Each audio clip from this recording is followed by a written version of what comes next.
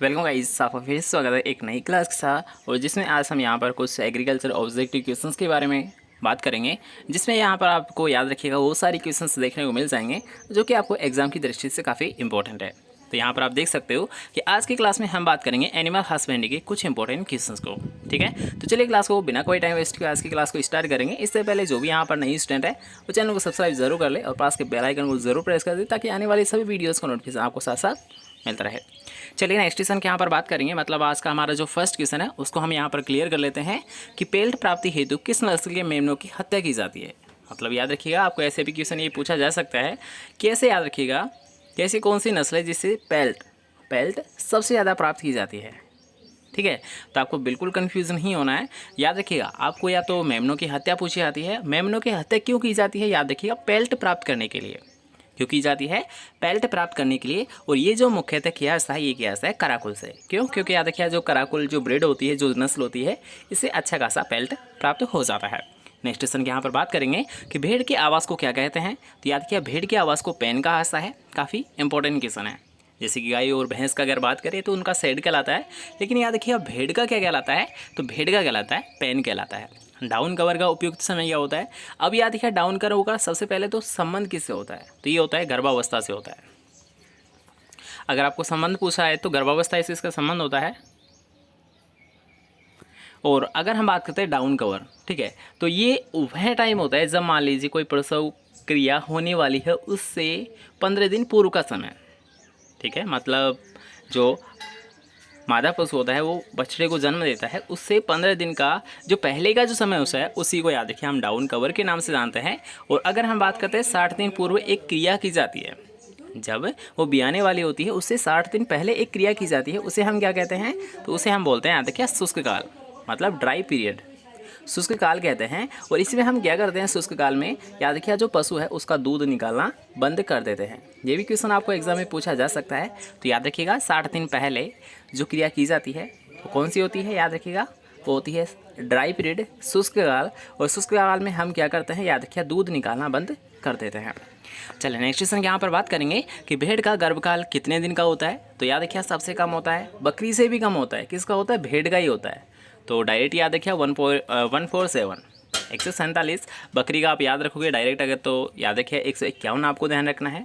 गाय और भैंस का तो आपको साधारणतः पता होगा कि गाय का होता है 282 दिन और भैंस का होता है 310 दिन। ठीक है, गर्भकाल समय या फिर आप जिसे बोल सकते हो गेस्टेशन पीरियड, तो आपको याद रखिएगा भेड़ का सबसे कम होता है, कितना होता है, 147 होता है। बकरी का कितना होता है, 151 दिन का होता है। गाय का कितना होता है, 282 दिन का होता है। भैंस का कितना होता है, 310 दिन का होता है। ठीक है, याद रख पाओगे। चलिए नेक्स्ट क्वेश्चन यहाँ पर बात करेंगे, जिसमें आपको पूछा गया राजस्थान की नस्लों में सर्वोत्तम ऊन उत्पादक भेड़ की नस्ल कौन सी है। तो होती है याद रखिए चोकला होती है। नेक्स्ट क्वेश्चन के यहाँ पर बात करेंगे कि विश्व में भेड़ की किस नस्ल से महीनतम ऊन प्राप्त की जाती है। तो वो होती है याद रखिए मेरिनो। आपको पता होगा कि जो विश्व प्रसिद्ध ऊन है वो भी याद रखिए मेरिनो से ही प्राप्त की जाती है। नेक्स्ट क्वेश्चन के यहाँ पर बात करेंगे कि इयोन विल्मोट का संबंध किससे होता है। तो याद रखिएगा जो आपने प्रथम संकर देखा होगा, ठीक है, जो प्रथम संकर तैयार किया गया था उसका नाम था डोली। और डोली एक प्रकार की भेड़ नस्ल है। ठीक है, जो संकर तैयार किया गया था ये किससे तैयार किया गया था, भेड़ से तैयार किया गया था। और ये जो विकसित किया था, मतलब जो साइंटिस्ट था उसका नाम क्या था, इयोन वुलमोट। क्या नाम था, इयोन वुलमोट। जैसा कि आप क्वेश्चन में देख सकते हो ये साइंटिस्ट था जिसने ये विकास किया था डोली का। डोली क्या है, एक प्रकार की भेड़ की संकर नस्ल है। नेक्स्ट क्वेश्चन के यहाँ पर बात करेंगे कि हिस्सारडेल किस पशु की संकर किस्म है। तो याद क्या हिस्सारडेल के यहाँ पर पूछा गया है, तो ये होती है भैंस की होती है। कॉमन सा क्वेश्चन है, याद रखिएगा। नेक्स्ट क्वेश्चन के यहाँ पर बात करेंगे अब, जिसमें आपको पूछा गया है कि भेड़ की प्रजनन क्षमता बढ़ाने के लिए भेड़ को ब्याने के 3 से 4 सप्ताह पूर्व एक विशेष आसन दिया जाता है, उसे क्या कहा जाता है। तो याद रखिएगा ये क्रिया मुख्यतः भेड़ में ही की जाती है और इसे हम बोलते हैं फ्लशिंग।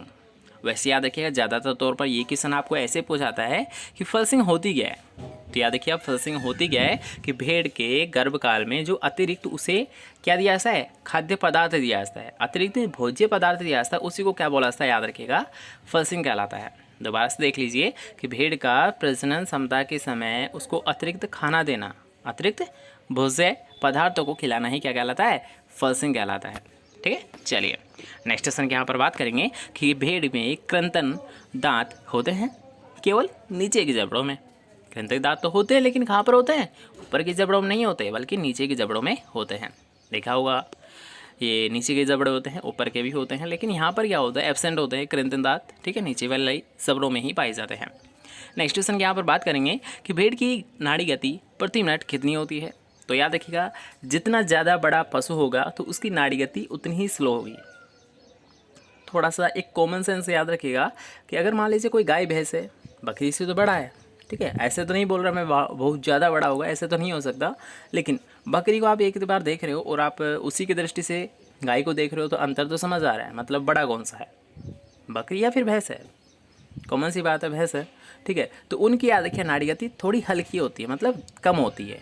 इसी प्रकार आप श्वास गति देख सकते हो, तो श्वास गति भी उनकी कम होती है, ठीक है। अगर याद नहीं रहता है तो आप ऐसे याद रख सकते हो, ठीक है। तो याद रखिए आप भेड़ की जो नाड़ी गति होती है ये होती है 70 से 80 होती है। नेक्स्ट क्वेश्चन यहाँ पर बात करेंगे, अब जिसमें आपको पूछा गया था कि शेखावाटी क्षेत्र में पाई जाने वाले भेड़ की नस्ल कौन सी होती है। तो यहाँ पर याद रखिए चोकला, और याद रखिए शेखावाटी क्षेत्र में मुख्यतः कौन कौन से ज़िले आते हैं। तो याद रखिए सीकर, चूरू और झुंझुनू आते हैं।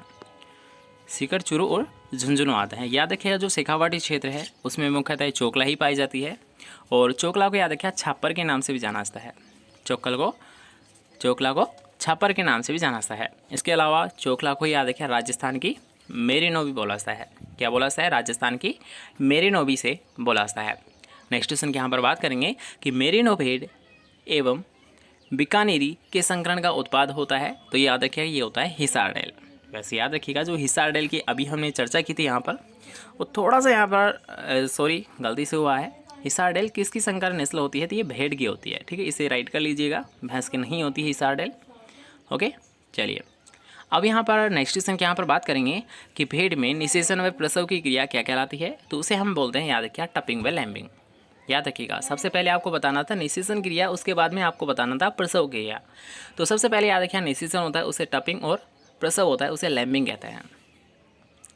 नेक्स्ट क्वेश्चन के यहाँ पर बात करेंगे केंद्रीय भेड़ एवं ऊन अनुसंधान संस्थान कहाँ पर स्थित है। तो CSWRI अविकानगर मालपुरा टोंक में स्थित है, जिसकी स्थापना 1962 में हुई थी।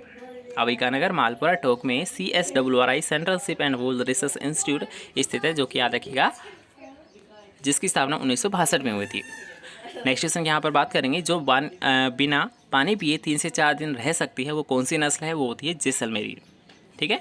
चलिए नेक्स्ट क्वेश्चन यहाँ पर बात करेंगे, अब जिसमें आपको पूछा गया है भेड़ में डोकिंग की उपयुक्त अवस्था क्या होती है। अब यहाँ पर याद रखिए इस क्वेश्चन को करने से पहले आपको ये पता होना चाहिए डोकिंग होती क्या है। तो भेड़ में याद रखिएगा पूँछ की क्रिया को काटना, मतलब भेड़ों की पूँछ को काटना ही क्या कहलाता है? याद रखिएगा डोकिंग कहलाता है। भेड़ की पूँछ को काटना डोकिंग कहलाता है, ठीक है।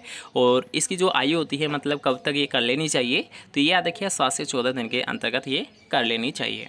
नेक्स्ट क्वेश्चन के यहाँ पर बात करेंगे कि भेड़ में प्रजनन हेतु मेढे मतलब रैम को जन्म के कितने समय बाद काम में लेते हैं। तो याद रखिए यहाँ पर बात की जा रही नर की, ठीक है, तो उसका जो सामान्यतः प्रयोग ऐसे ये 2 साल बाद में ही किया जाता है।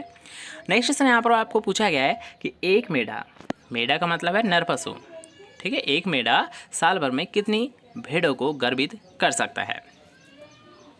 कितनी भेड़ों को गर्भित कर सकता है? तो यहाँ पर आप देख सकते हो 25 से 30, ठीक है।